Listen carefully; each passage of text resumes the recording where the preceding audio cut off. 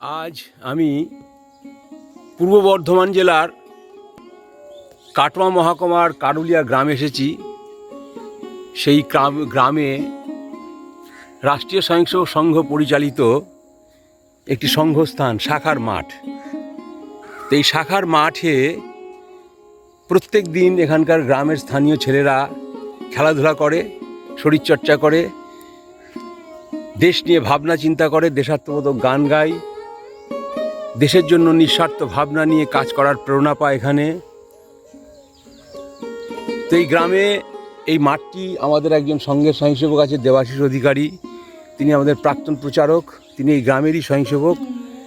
তিনি তার বাবা এটা দান করেছেন। সেই গ্রামের মধ্যে কি সুন্দর একটা সংঘস্থান, সেটা দেখে খুব ভালো লাগছে। তো সেই সংঘস্থানে আজকে আমি এসেছি।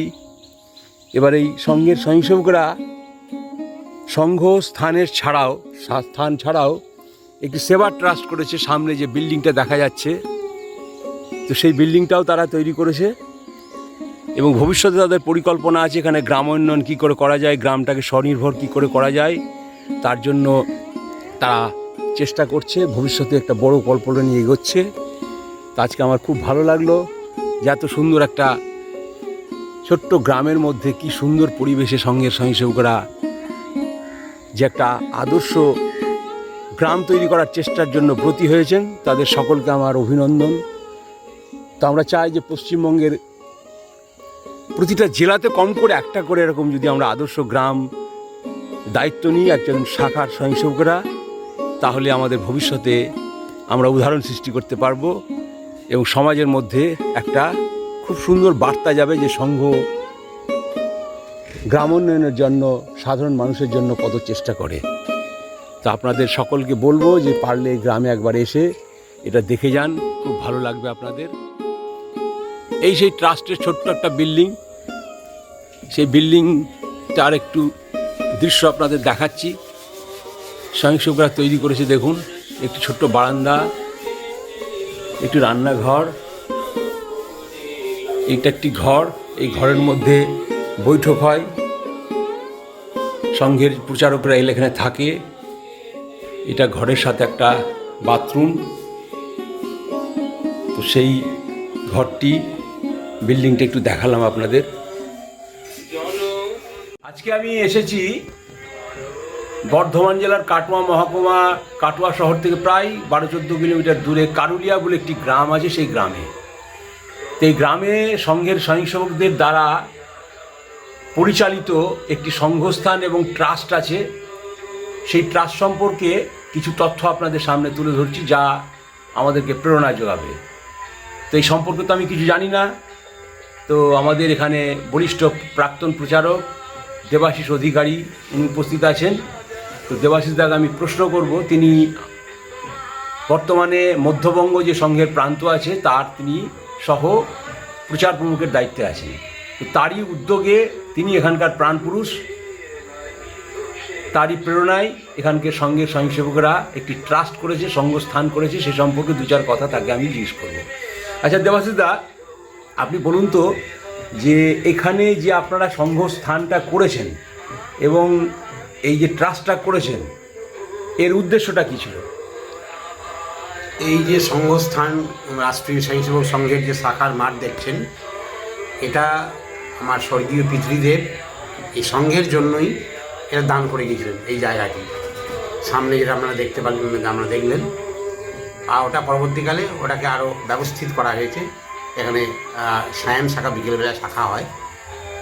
আর তারই দক্ষিণ দিকে যে ভবনটি দেখছেন, ছোট্ট মতো একটি ভবন, কার্যালয়, এটা সেবা কার্যালয়। এটা আমাদের গ্রামের সংঘের কাজ প্রায় 40 বছরকার উপর।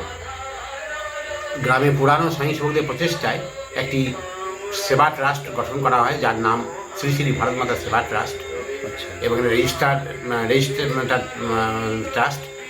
তো এই ট্রাস্টের পরিচালনায় এখানে একটি কার্যালয়ের মতো করা হয়েছে। এবং এই আমাদের যে মঙ্গলকোট বিধানসভা কাটোয়া থানা, একটা প্রত্যন্ত গ্রাম, যেটা কাটোয়া শহর থেকে 14 কিলোমিটার দূরে একটি গ্রাম।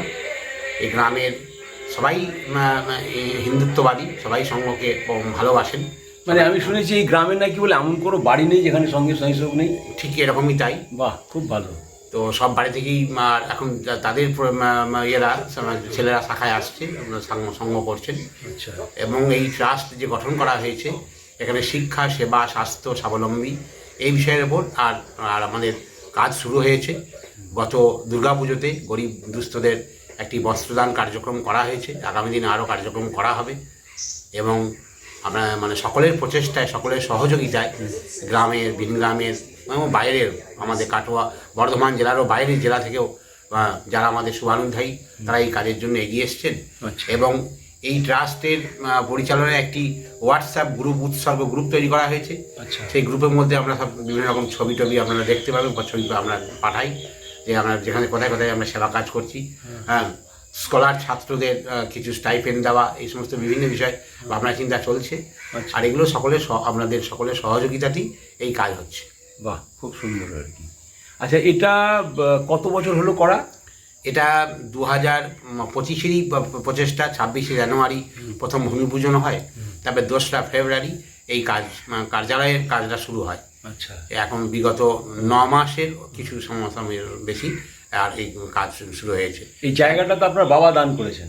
জায়গাটা যেটা দান করেছেন সেটা সংঘস্থানটা শাখার মাঠ, যেটা। আর এইটা এটা কিনে জায়গা কেনা এবং এই ছোট কার্যালয় নির্মাণ, এসবই 1 বছরের মধ্যে।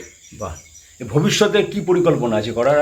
ভবিষ্যতে আরও অনেক পরিকল্পনা আছে। এখানে যারা ছোটরা, আমাদের সেরকম মতো স্কুল নেই, বিদ্যালয় নেই, সেখানে সঠিক শিক্ষা পাবে, ভারতীয় শিক্ষায় শিক্ষিত হবে, সেরকম কোনো স্কুল নেই। স্কুল নির্মাণেরও একটা পরিকল্পনা আমাদের আছে। আগামী দিনে আরও জায়গা কিনে স্কুল তৈরি করা, যেটা আমাদের সারা ভারতবর্ষে সরস্বতী শিশু মন্দির, বিদ্যা মন্দির, এগুলো যে চলে বিদ্যা বিকাশ পরিষদ বা বিদ্যা ভারতীর পরিচালনায়, সেই রকমের স্কুল করার আমাদের ভাবনার মধ্যে আছে।